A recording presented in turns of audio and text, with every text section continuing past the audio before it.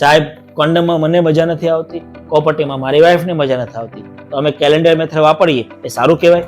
ઘણા couples family planning માટે safe period sex એટલે કે કેલેન્ડર મેથડનો ઉપયોગ કરતા હોય છે, પણ 1-2 દિવસની ચૂક તમને તકલીફ આપી શકે છે. કપલ્સ એવું વિચારે છે કે પીરિયડ્સના અમુક દિવસો એટલે કે ફર્ટાઇલ વિન્ડો છોડીને સમજ રાખવાથી પ્રેગ્નન્સી નહીં રહે.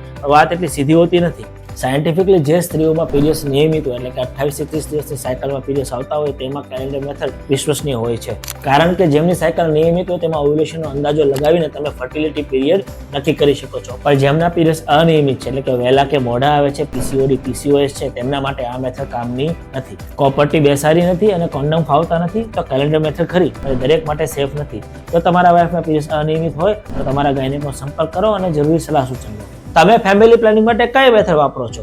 कमेंट जरूर करजो. हेल्दी कपल, हैप्पी कपल ने हैप्पी लाइफ. आपका अपना गायनेक डॉक्टर दिलीप इटालिया. नमस्ते.